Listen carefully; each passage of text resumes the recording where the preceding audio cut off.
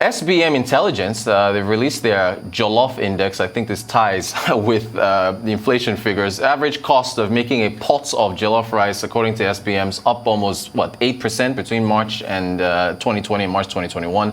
Period saw, of course, significant events that have greatly impacted food prices, COVID-19 lockdown, of course, border closure, and FX supply issues in Nigeria. Joining us to discuss this further is analyst at Chapel Hill Denham, Mustapha Wahab. Mustapha, you're very welcome. Thank you very much, Ruchi. Mustapha, I want to show you a conversation it personifies what's going on. Okay. Now, you and I, you're saying these prices. Anyway, let's take a look at this. All right, this is a WhatsApp conversation. Look at that. So, for our viewers, you're looking at a list of soup prices, right, on WhatsApp. So that's at the top there. 4 liters, 15,000.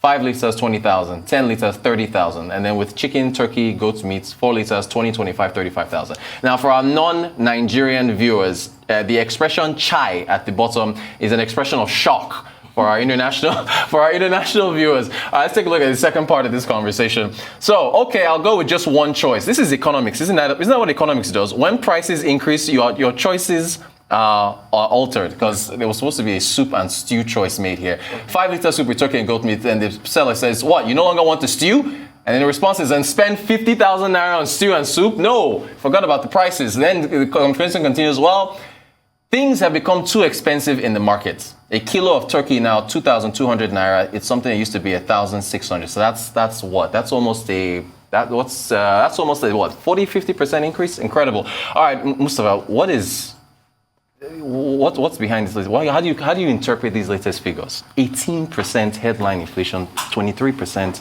or 22.95 food. No, you want to respond to those prices, yeah? No, go ahead. What were you saying before we got on there? I was going to say that the price I'm seeing from the conversation is basically premium from VI and Lekki. Okay. It's not that expensive, perhaps on the mainland. Fine. Right. So go ahead. Well, how are you seeing things?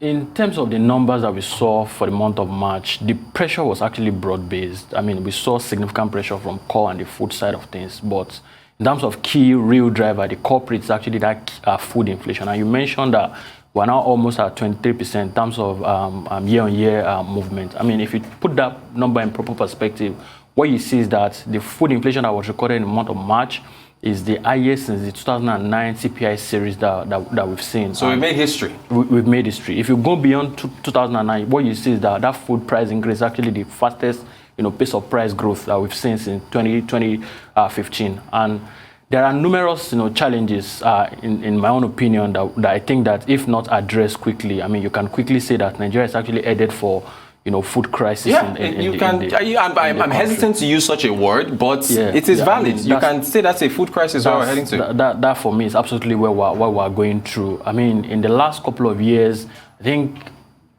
policy mistakes, if I may call it that has to do with border closure, and then significant rising food, insecurity in the food producing region of the federation. I received a report recently where it stated that close to 110 farmers were actually murdered in the northern part of the country by Boko Haram, right? So the impact of this is what is actually driving this significant pressure that we're seeing as far as food inflation is concerned. But beyond that, we also have currency challenges. The last 1 year, CBN has actually devalued the currency by how many times? I think 1 to 2 times, yes. Right? So the impact of this is also, putting significant pressure as far as, food inflation is concerned in the country. If all of these issues are not addressed quickly, we might be heading for, significant food pressure in the country. Now thank you, Mustapha.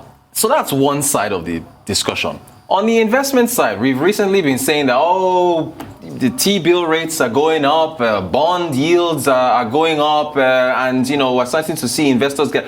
What's the impact now if, what's a 364-day bill? 8% or 9% or something? Yeah. If inflation is still heading up, it's going up, what's the impact on your investments, on your real rate of return? Yeah, absolutely. The truth is that investors would have to start asking for bigger premium than what we are seeing currently. So what that then means is that we'll probably continue to see some sort of uptick as far as yield is concerned in the market, right? If you recall, I think around March and February, March, we are having close to 2 to 300 billion in OMO maturities, coming into the system. In April, we started at around, 49 billion. So, in addition to this significant food inflation that we're seeing, liquidity in the system is actually very tight right now. So these are some of the, key factors that I think that would continue to drive, yield in the fixed income market, aggressively high. Mustapha, you're an oil and gas analyst, right? Yeah. That's your bread and butter. Yeah. Government and labor are currently locked into negotiations over fuel prices, right? So, does this at all? I mean, are they, as they're dialoguing, do they see these numbers? And because if I'm really petrified as to if the what the impact would be, pass-through effect, if government gets its way and convinces labor that we have to fully deregulate, fuel prices have to go up. How do you see that turning out? I've said it many times, Rotus. It is very unlikely for us to see complete removal of fuel subsidy in the country right now. I mean, inflation is one of the numbers. Unemployment is roughly at 33%, right? This government is sort of a government that is more towards socialism rather than capitalism. They understand the kind of pressure that Nigerians are facing right now, and I doubt if they will remove fuel subsidy right now. If you want fuel subsidy to be removed, Rotus, just ask for parliamentary act that would completely repeal any form of subsidy, under recovery, or whatever the proper nomenclature is. But right now, I doubt if they will remove fuel subsidy, especially now that we're seeing inflation almost touching 23% levels. What does this mean, Mustapha, for the next MPC meeting? Because at the last one, inflation was rising and they held rates constant.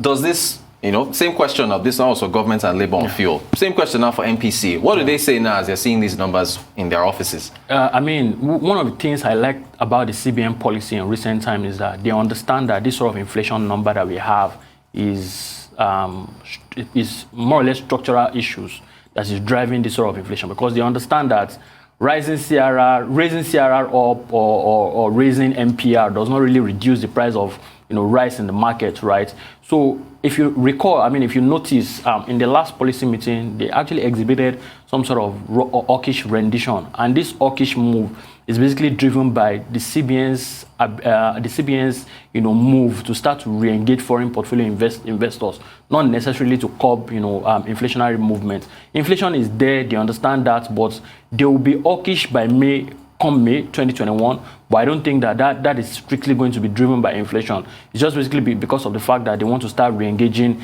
portfolio investors back into the system.